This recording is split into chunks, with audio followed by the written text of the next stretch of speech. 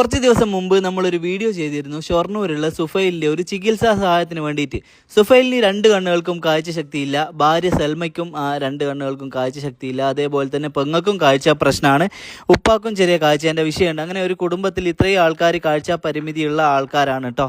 അപ്പോൾ സുഫൈൽ ജോലിക്ക് പോയിട്ടാണ് അവിടുത്തെ കാര്യങ്ങളൊക്കെ നടക്കുന്നത്. അപ്പോൾ സുഫൈലിൻ്റെ പെങ്ങൾ ഒരു സർജറി ആയിട്ട് ബന്ധപ്പെട്ട് ഓൾ ഹോസ്പിറ്റലിൽ കാണാൻ പോയപ്പോൾ ഓടയിൽ വീണിട്ട് സുഫൈലിൻ്റെ തൊടയിൽ പൊട്ടി.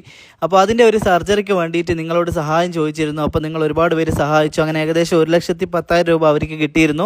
അപ്പോൾ ആ തൊടേൻ്റെ അവിടെയുള്ള ഒരു കമ്പി എടുത്ത് മാറ്റി രണ്ടാമതൊരു സർജറി കൂടെ ഇനി ചെയ്യാനുണ്ട്. കുറച്ച് സ്ട്രോങ് ആയിട്ടുള്ള ഒരു കമ്പി വെക്കണം എന്ന് പറഞ്ഞിട്ടുണ്ട്. തൃശ്ശൂർ വെസ്റ്റ് ഫോർട്ട് ഹോസ്പിറ്റലിലാണ് അവർ കാണിക്കുന്നത്.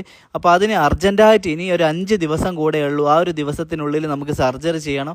അതിന് ഏകദേശം ഒരു 1.5 ലക്ഷം രൂപ സർജറിക്ക് മാത്രമാവുമെന്നാണ് സുഫൈൽ പറഞ്ഞത്. അതേപോലെ തന്നെ അതിൻ്റെ ട്രീറ്റ്മെൻറ്റ് കാര്യങ്ങളൊക്കെ ആയിട്ട് ബന്ധപ്പെട്ടിട്ട് പിന്നെ എക്സ്പെൻസ് ഒക്കെ ഉണ്ടാവും. അപ്പോൾ തീർച്ചയായിട്ടും നിങ്ങൾ എല്ലാവരും സഹായിക്കണം. ആദ്യ സർജറി കഴിഞ്ഞ് സുഫൈൽ ഇപ്പോൾ കിടക്കുകയാണ്. ഡെയിലി ഒരാൾ വന്ന് ഡ്രസ്സ് ചെയ്ത് നീരൊക്കെ പോക്കിക്കൊണ്ട് നിൽക്കുകയാണ്.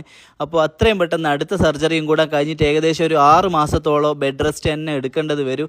എങ്കിലാണ് അതൊക്കെ റെഡിയായി അവനിക്കൊന്ന് നല്ല രീതിയിൽ നടക്കാൻ പറ്റുക. കാഴ്ച പരിമിതിയുള്ള ഒരാൾക്ക് നടക്കാനും ബുദ്ധിമുട്ട് വന്നാൽ അവരുടെ കാര്യങ്ങളൊക്കെ അവതാളത്തിലാവും. തീർച്ചയായിട്ടും നിങ്ങൾ കൂടെ നിൽക്കണം, ചേർത്ത് പിടിക്കണം കേട്ടോ. ഡിഫറൻ്റ്ലി ഏബിൾഡ് ആയ കപ്പിൾസാണ്.